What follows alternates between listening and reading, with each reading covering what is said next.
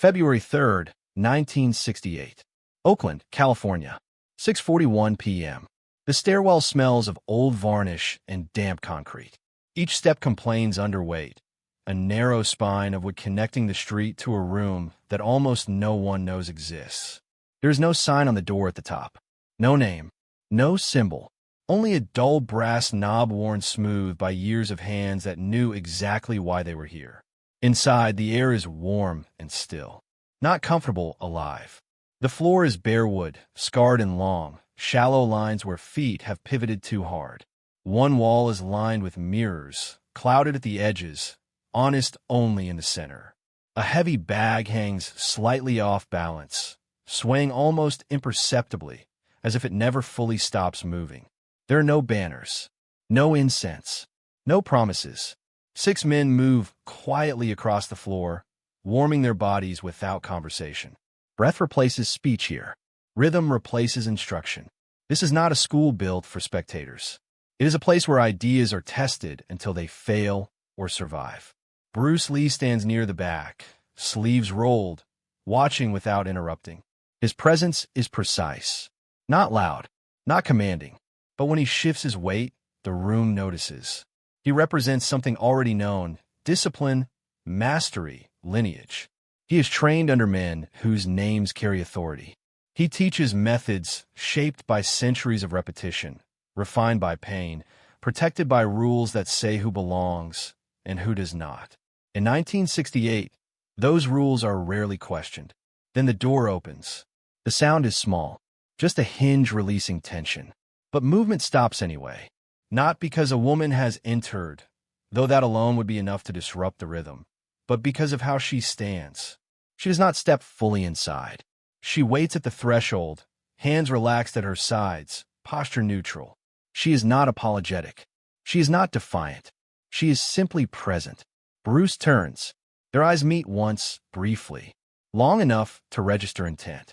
"I'd like to train," she says. Her voice does not rise. It does not soften. It occupies space without asking permission.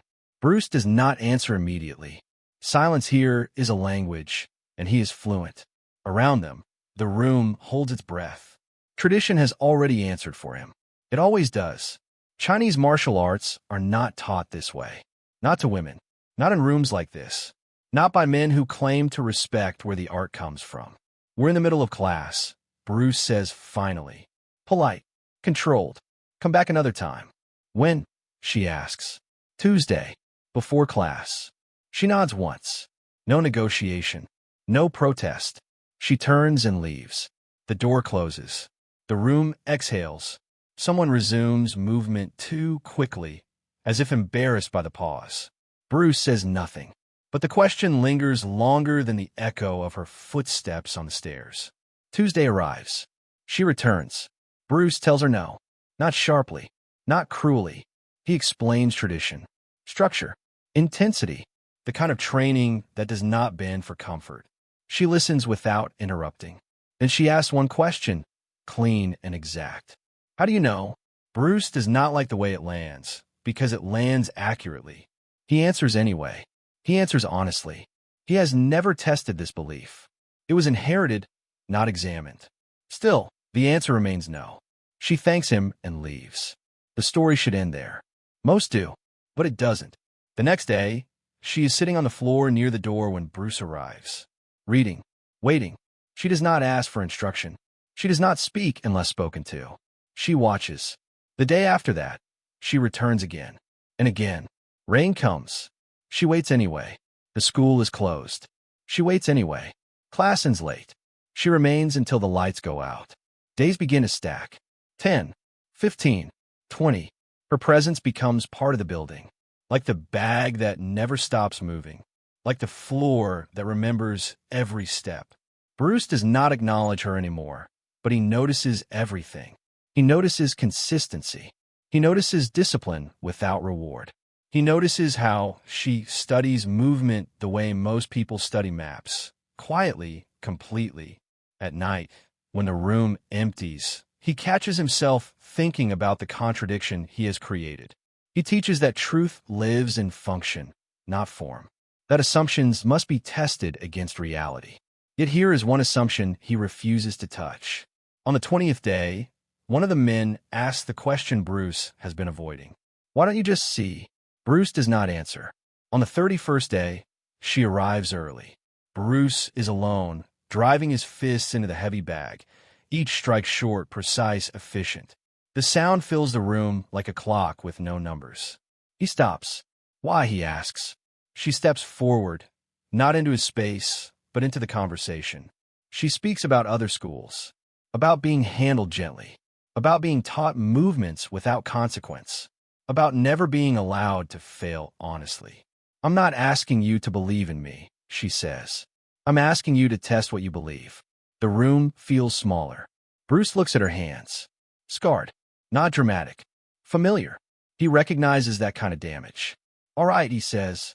The word carries weight because it is not generous. It is conditional. He tells her what will happen. There will be no accommodation, no explanation, no protection from discomfort. If she breaks, she leaves. She accepts before he finishes speaking. The test begins, not with combat, with exhaustion. 50 strikes, then defense, then pressure. Bruce moves just enough to expose hesitation, just enough to measure response. She flinches once. She corrects. She adapts. Blood appears. She does not comment on it. Bruce watches something unfamiliar form in the space between effort and refusal. When it ends, there is no celebration, no announcement, only a quiet recalibration of what is possible. Tuesday, Thursday, Saturday, Bruce says. She nods. The room feels different immediately, though nothing visible has changed. In the weeks that follow, she trains exactly as promised. No easing, no special treatment. Injuries come and go. Respect replaces curiosity. Not because she is a woman, but because she stays. Bruce changes too. Slowly, privately. Not in public statements, but in how he listens to his own philosophy. Years later, when asked about women in martial arts, he will not say he changed his mind. He will say something else. That his mind was tested, and that it did not survive unchanged. The story spreads quietly. No recording. No proof. Just a question that refuses to settle. If tradition collapses under evidence, was it ever strength? And if persistence can rewrite doctrine without force, what else have we accepted without testing? The acceptance does not announce itself. There is no formal welcome. No moment where Bruce gathers the class and explains what has changed. The schedule remains the same. The drills remain the same. The rules remain unforgiving. On the surface, nothing shifts. But everyone feels it, because what happened in that room did not just admit a new student. It disrupted an internal order that had gone unquestioned for generations. She trains like someone who does not expect encouragement. She arrives early, warms up alone, studies the floor as if it holds answers. When corrections come, she absorbs them without defense. When pain arrives, and it does, she does not dramatize it. She treats it like weather, something to move through, not complain about. The men notice first that Bruce does not slow down. That matters. He does not simplify combinations. He does not shorten rounds. He does not adjust pressure. He teaches her the same way he teaches everyone else, by exposing weakness until it either adapts or breaks. This is not equality as performance. This is equality as risk. There are days she leaves shaking. There are days she bleeds. Once, during sparring, a poorly timed exchange collapses her ribs inward with a sound too dull to be theatrical. The room freezes. Bruce steps in immediately, not panicked but precise. He assesses, nods once, and's around. She returns the following week, taped and careful, but present. No one questions her place after that. Months pass.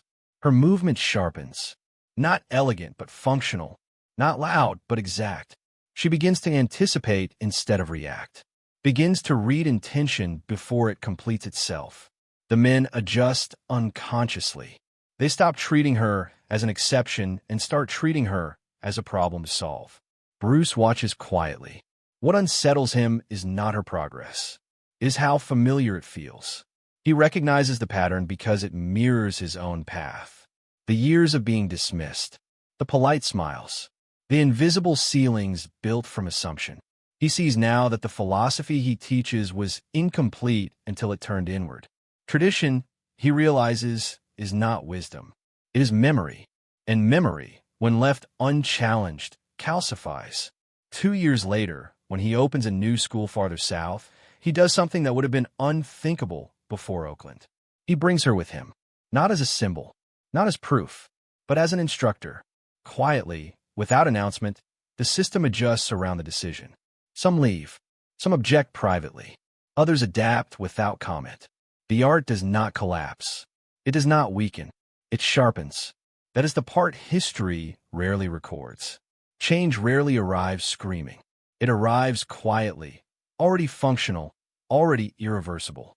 In 1973, a journalist asks Bruce Lee about women in martial arts. The question is casual, almost outdated. He pauses longer than expected, not because he is searching for an answer, but because he is choosing which truth to reveal.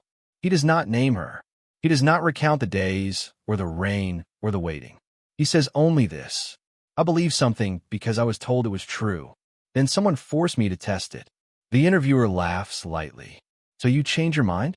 Bruce shakes his head. No, my mind survived the test. The belief didn't. That distinction matters more than it sounds. Because beliefs can be inherited. Tested minds must be earned. She continues teaching long after his death. Long after his image becomes global. Long after his words are printed on posters and misquoted by people who never trained.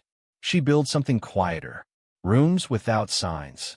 Floors that remember footwork. Students who do not ask for permission to endure difficulty. When asked about her first teacher, she does not mythologize him. She says he did not give her access. She says she took it, and that perhaps is the final discomfort this story leaves behind, because it refuses to resolve cleanly. Some will say it never happened, that it contradicts known timelines, that there is no footage, no documentation, no proof strong enough to survive the internet's hunger for certainty. Others will insist it feels true, not because it flatters an icon, but because it challenges one. The story does not ask to be believed. It asks something more dangerous. If your principles have never been tested against reality, are they principles or just habits wearing respectability?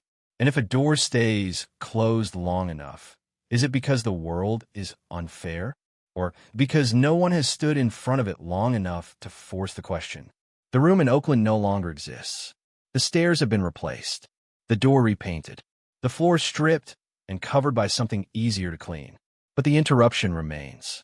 A moment that should not have happened. A belief that did not survive contact with persistence. And a reminder that the most radical force in any system is not rebellion. It is evidence. If this moment really happened, what belief would you be forced to test? Would you have opened the door or kept it closed in the name of tradition? Leave your answer in the comments.